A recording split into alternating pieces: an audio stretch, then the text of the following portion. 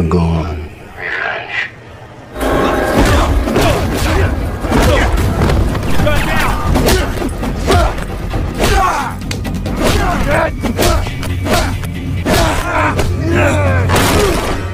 Halo teman-teman, apa kabar? Semoga kalian selalu sehat dan menjalani hari yang menyenangkan. Pada video kali ini saya akan menceritakan alur film action terbaru yang baru saja rilis pada tahun 2022. Film ini bercerita tentang balas dendam seorang mantan pasukan khusus atas kematian anak dan istrinya yang dibunuh secara brutal. Baiklah, tidak usah berlama-lama, langsung saja kita mulai alur cerita selengkapnya.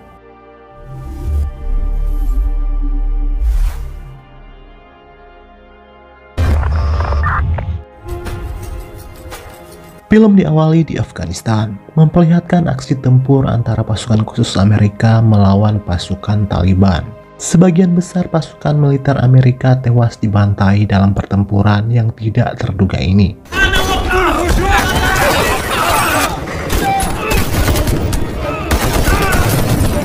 Sedangkan sang kolonel yang bernama Tom Mason terkena tembakan di kaki.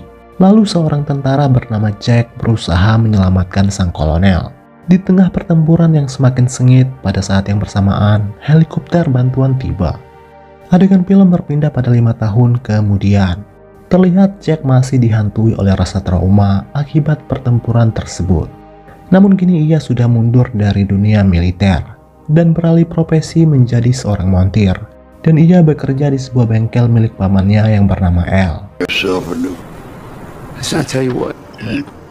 Selesai bekerja, Jack langsung pulang ke rumah dan bertemu anak istrinya bernama Charlie dan Susan. Ternyata sekarang Jack memiliki masalah keuangan, di mana rumah mereka terancam akan disita oleh bank. Namun Jack meyakinkan Susan untuk tidak perlu khawatir, karena ia akan segera menyelesaikan masalah ini. There's nothing to be scared about.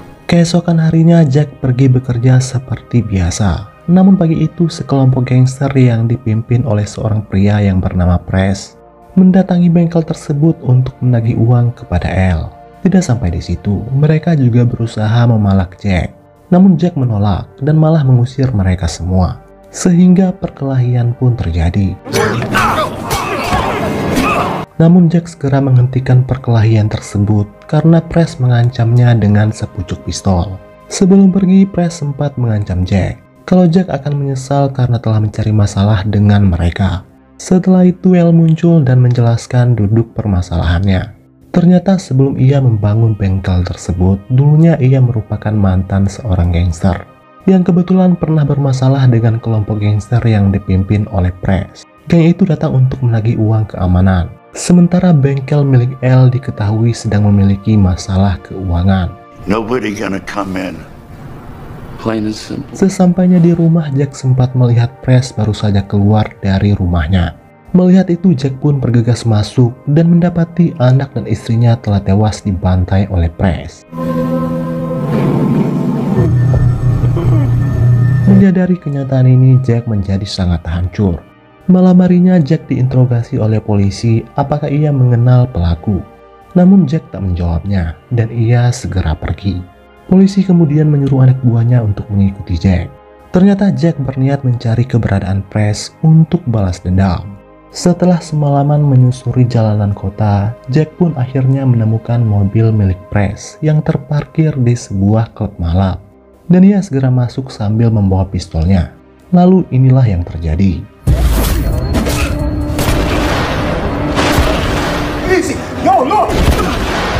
Tanpa basa-basi, Jack membantai Press dan seluruh anggotanya. Akibat perbuatannya itu, Jack pun akhirnya dipenjara.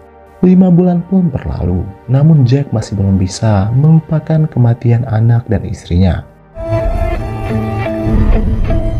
Hari itu Jack dikunjungi oleh Kolonel Tom, mantan ketuanya di militer dulu, di mana Tom berniat mencari bantuan seorang pengacara untuk mengeluarkan Jack dari penjara itu. Tentunya sebagai balas budi karena dulu Jack pernah menyelamatkannya di medan perang. Namun Jack menolak bantuan Tom karena ia sudah menganggap penjara sebagai rumah barunya. Lagi pula di luar sana dia sudah tidak punya siapa-siapa lagi. Guard. Malam harinya Jack kembali dijenguk oleh seorang pria bernama Ramsey yang juga ingin menawarkan bantuan.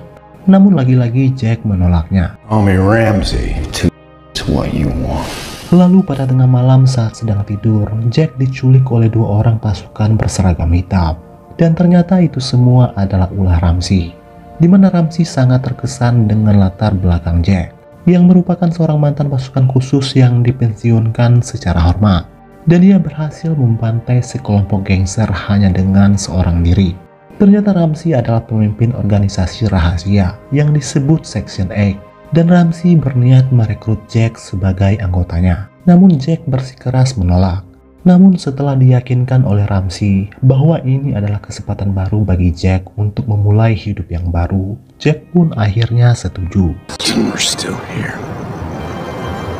Keesokan harinya Jack langsung dibawa ke sebuah gedung rahasia Divisi 8. Di sana Ramsey lantas memperkenalkan anggotanya yang lain, di mana Jack akan diberikan identitas baru, rumah, kendaraan, dan keperluan lainnya.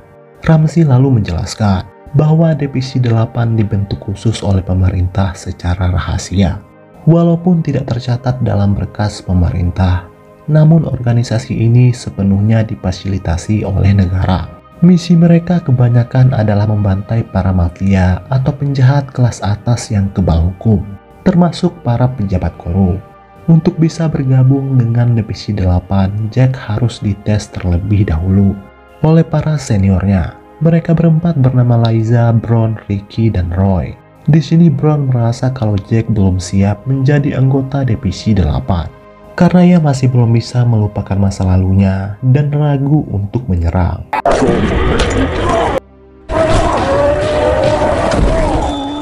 Namun di sini Liza berusaha membela Jack, mengatakan bahwa mereka semua dulu juga sama seperti Jack di saat mereka pertama kali direkrut. Singkat cerita, Jack akhirnya mendapatkan misi pertamanya, yaitu merebut berkas skema dari seorang pria bernama Castillo. Diketahui kalau Castillo adalah seorang kontraktor pertahanan yang mendapatkan uang dari menjual senjata milik negara secara ilegal.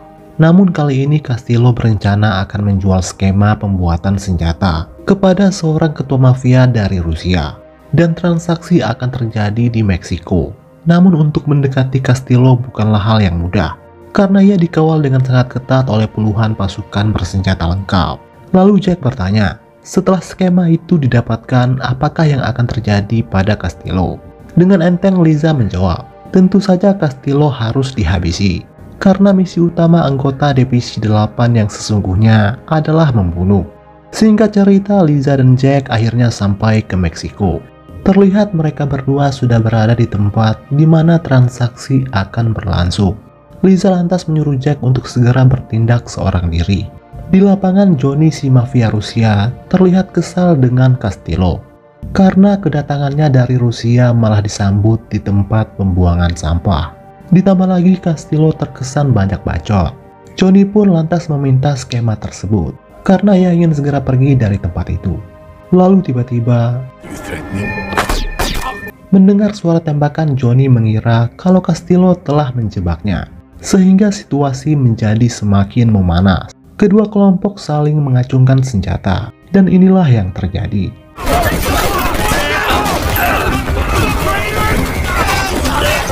Setelah sebagian besar dari kedua pasukan tewas, Jack pun maju dan langsung menghabisi Johnny dan juga pasukannya yang masih tersisa.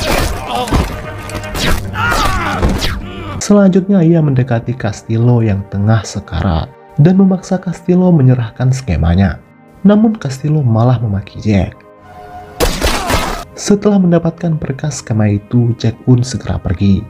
Misi selesai. Namun Ramsey kesal karena Jack meninggalkan dua orang saksi mata saat ia mengambil berkas tersebut.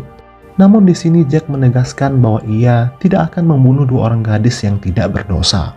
Selanjutnya Ramsey menugaskan seorang pembunuh bayaran terbaiknya yang bernama Leonard. Ia ditugaskan membunuh seorang pejabat korup sekaligus pemilik tempat perjudian ilegal.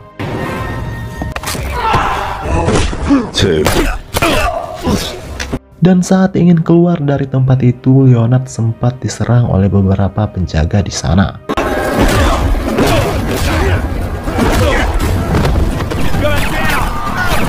Namun dengan mudah Leonard berhasil kabur. Kembali ke Jack yang baru sampai ke rumah barunya yang sangat mewah. Rumah itu disediakan oleh organisasi Divisi 8. Di sana terpajang foto saat Jack bertugas di Afghanistan. Seketika ia teringat dengan Kolonel Tom, di mana hanya Jack dan Kolonel Tom yang selamat dari misi tersebut, sedangkan pasukan lain tewas di tempat. Di malam harinya Jack dan Liza minum di sebuah bar. Di sini secara gamblang Liza mengatakan kepada Jack kalau ia sudah suka dengan Jack sejak pertama kali bertemu. Namun tampaknya Jack masih belum bisa melupakan almarhum istrinya. About what happened. Keesokan harinya Ramsey kembali menugaskan anggotanya untuk mengambil berkas milik seorang senator yang diduga terlibat tindakan korupsi dan beberapa kejahatan lainnya. Singkat cerita, Jack CS mulai bergerak.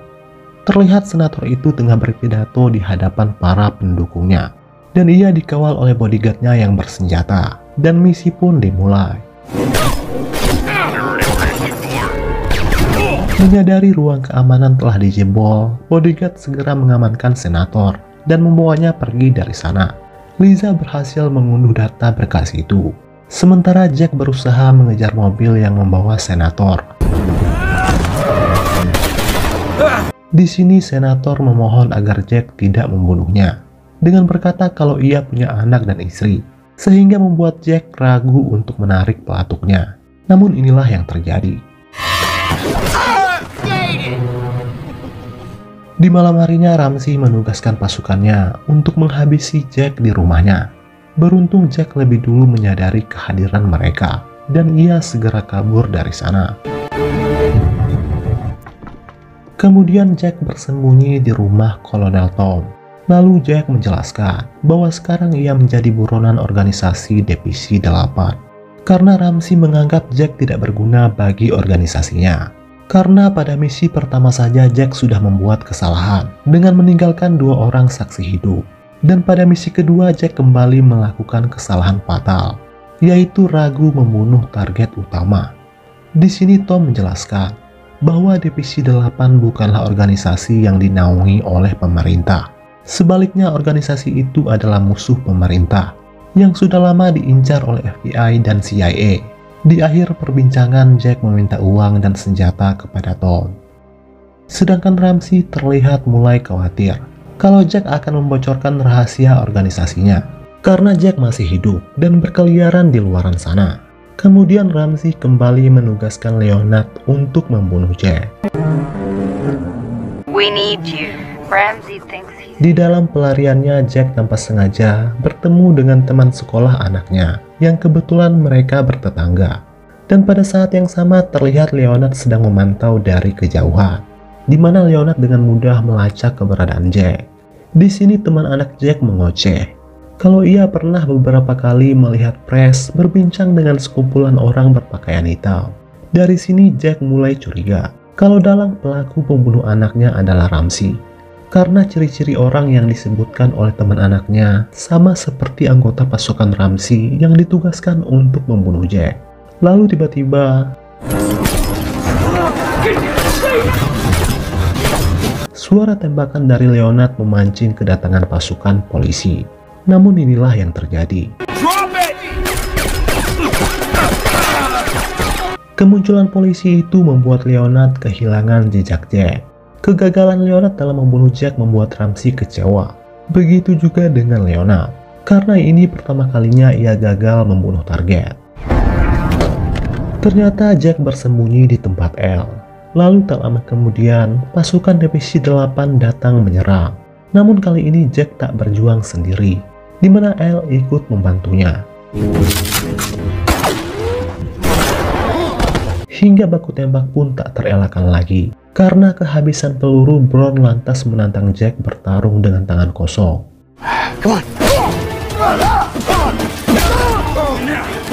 Brown hampir saja berhasil membunuh Jack.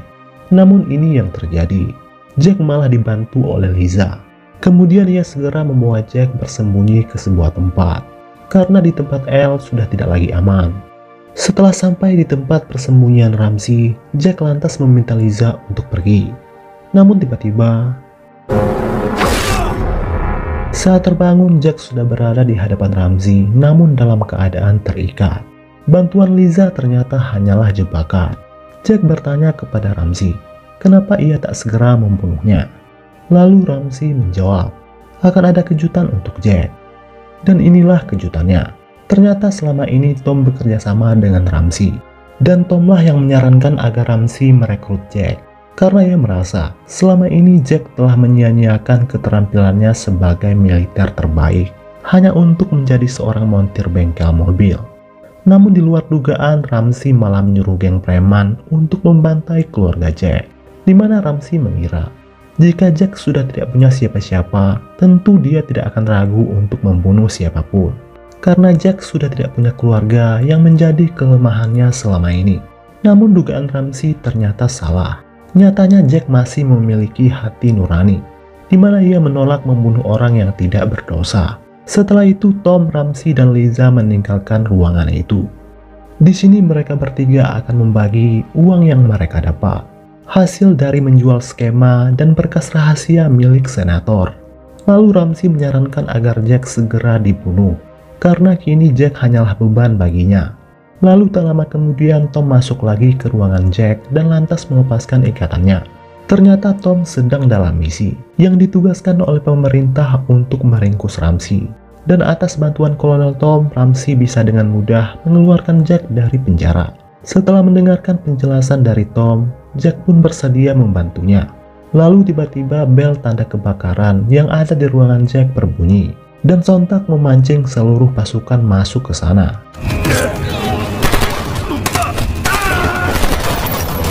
Pasukan Ramsey satu persatu dihabisi oleh Tom dan Jack, sedangkan Ramsey dan Liza bersembunyi. Ramsey lantas menyuruh Jack untuk mengambil uangnya yang berada di atas meja, yang berjumlah $3 juta. Setelah itu Jack boleh pergi jauh dan menjadi orang bebas selamanya. Namun tawaran itu tak sedikit pun membuat Jack tergiur, karena misi utamanya sekarang adalah membunuh Ramsey, orang yang telah dengan tega membunuh anak dan istri tercintanya. Sayangnya Liza berhasil menembak Kolonel Tom. Sebelum tewas, Tom sempat meminta maaf kepada Jack, karena secara tidak langsung Tom merasa punya andil atas kematian anak dan istri Jack. Di saat Jack lengah, Liza pun muncul sambil menodongkan senjata.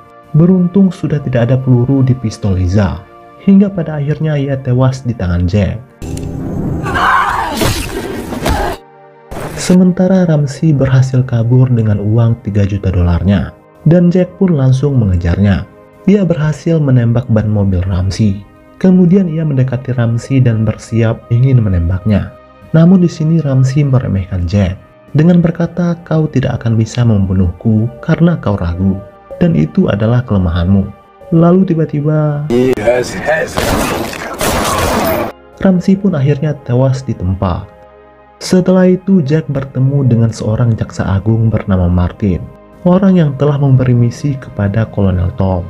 Martin menyampaikan terima kasih dari pemerintah atas bantuan Jack membunuh Ramsey. Lalu ia menjelaskan siapa Ramsey sebenarnya. Dulunya Ramsey adalah seorang agen FBI yang dikeluarkan secara tidak hormat dari biro. Dan sejak saat itu Ramsey merekrut para mantan militer untuk bergabung dalam Divisi 8. Organisasi ilegal yang ia bentuk untuk memeras para pejabat korup hingga menjual informasi kotor milik pemerintah. Kemudian pemerintah menugaskan Kolonel Tom untuk memburu Ramsey. Martin berkata, masih banyak orang seperti Ramsey di luar sana, dan negara butuh seseorang seperti Jack untuk melacak mereka. Sebagai imbalan, vonis umur hidup yang diterima oleh Jack akan dihapuskan. Jack menolak tawaran tersebut, karena baginya sudah tidak ada lagi yang bisa ia perjuangkan, karena dendamnya sudah terbalaskan. Sebelum pergi, Martin memberikan kartu namanya, karena dia yakin Jack pasti akan berubah pikiran dan menerima tawaran tersebut. Dan setelah itu Jack kembali ke rumahnya, dan ternyata sudah ada Leonard yang menunggunya, yang ingin menyelesaikan misi dari Ramsey. Leonard berkata, Ramsey memang sudah tewas, namun reputasinya sebagai pembunuh bayaran terbaik harus tetap dibersihkan.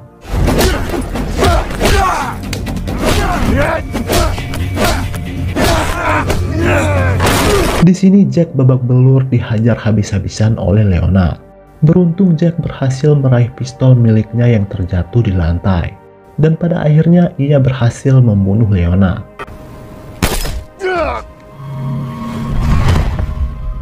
Di akhir film terlihat Jack sedang dalam sebuah pesawat. Kemudian ia menelpon Martin, di mana Jack akhirnya menerima tawaran yang diberikan oleh pemerintah, dan film pun selesai. Baiklah teman-teman, sampai di sini dulu video saya hari ini. Semoga kalian terhibur dan sampai jumpa lagi di video berikutnya.